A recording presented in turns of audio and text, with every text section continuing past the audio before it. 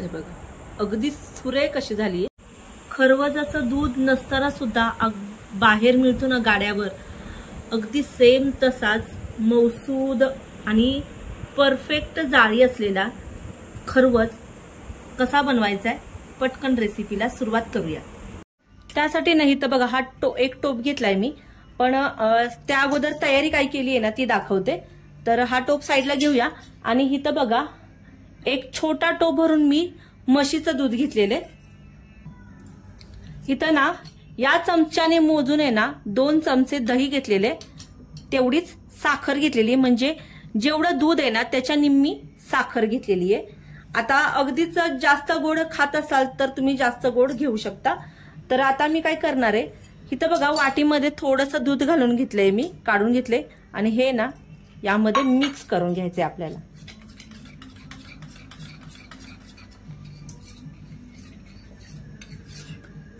आणि बघा ज्याला कुणाला आहे ना सीझन मध्येच खायला मिळते ना मलाई, तर त्यांच्यासाठी सुद्धा, आणि ज्यांना सीझन मध्ये खायला मिळत नाही ना त्यांच्यासाठी सुद्धा, तर अगदी झटपट करून तयार होती. आणि जशी मार्केटमध्ये आपल्याला मिळते ना अगदी जाळी असलेली, सेम तशीच जाळी सुद्धा तयार होती याला.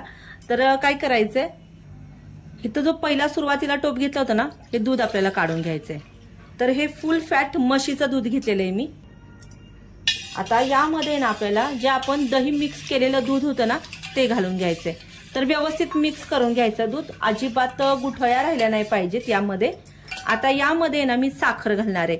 तर गोडाच्या हिशोबाने मी साखर घालून घेणार आहे.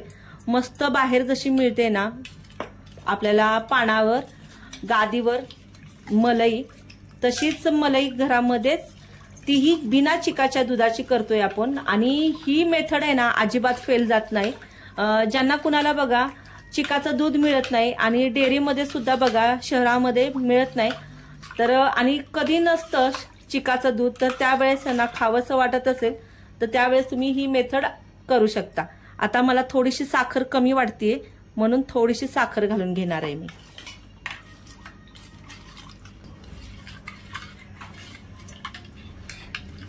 आता यामध्ये ना मी घालणार आहे पाव चमचा वेलची पूड आणि पाव चमचा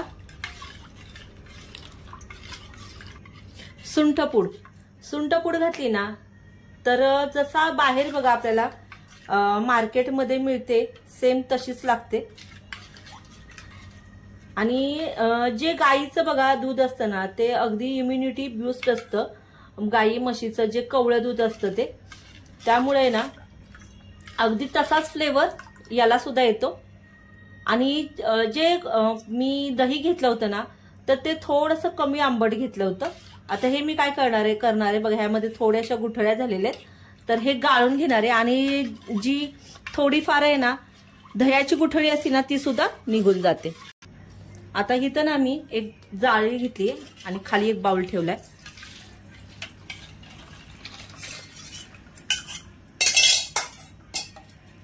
ते बघा जी आपली दह्याची गुठळी ना यामध्ये अजिबात राहिली नाही आणि व्यवस्थित हे दूध सुद्धा छान झालेले. कारण मी जे दही घेतलं होतं ना ते व्यवस्थित असं फेटून घेतलं होतं. फेटून घेतलं ना तर अजिबात दुधामध्ये गुठळ्या होत नाहीत त्याच्या. आता यावर आहे ना थोडंसं हे जायफळ घेतले, अगदी बाहेरच्या सारखं मार्केट सारखं फ्लेवर येण्यासाठी. ऑप्शनल आहे पण एकदा घालून बघा, छान लागतो, चव छान लागते म्हणून. आता हे मिक्स करून घेणार आहे मी.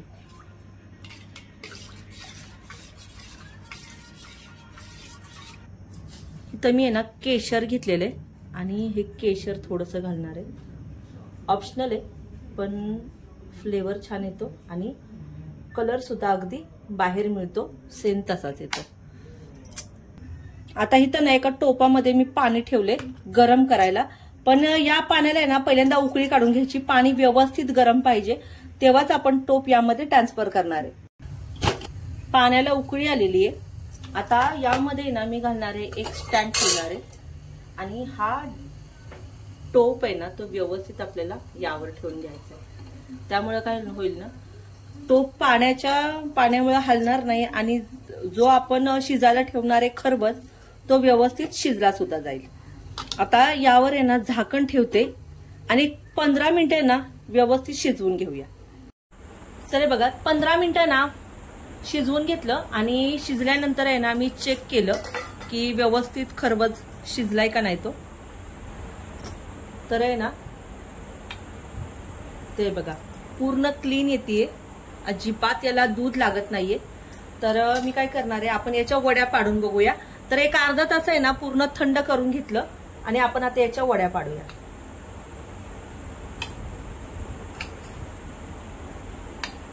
तुम्हाला पाहिजे अशा आणि पाहिजे तेवढ्या वड्या पाडू शकता.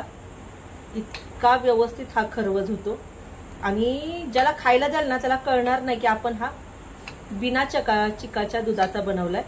इतका सुरेख लागतो.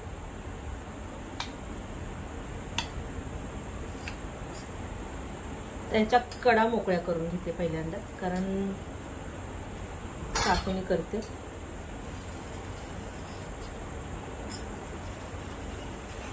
ते बघा कडा सुद्धा व्यवस्थित मोकळ्या झालेल्या आहेत.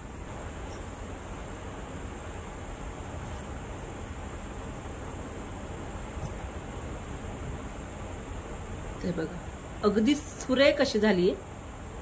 इथं मी घेतले केळीचं पान आणि या केळीच्या पानावर आपण ही वडी काढून घेऊया.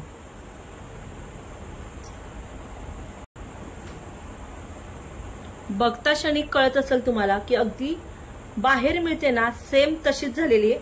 आणि माझ्याकडून एक काय झालं ना की पसरट भांड्यात जर मी व्यवस्थित केलं असतं ना, शिजवलं असतं ना, तर वडी व्यवस्थित मला काढता आली असती. तर अजून याच्यापेक्षा ना सुंदर वड्या पडू शकतात जर तुम्ही पसरट भांड्यामध्ये जर केलं तर मी काय केलं, डायरेक्ट टोपामध्ये केलं. तर बघू शकताय वड्या किती सुरेख अशा दिसतात आणि तितक्याच छान झालेल्या आहेत. चवीला सुद्धा अप्रतिम अशी झालेली आहे. तर एकदा ना या पद्धतीने तुम्ही करून बघा आणि आवडलं तर कमेंट बॉक्समध्ये कळवायला विसरू नका. चॅनलला अजूनपर्यंत लाईक केलं नसेल तर लाईक करा, सबस्क्राईब करा आणि बाजूला जे बेल आयकॉन असतं ना ते नक्कीच दाबा.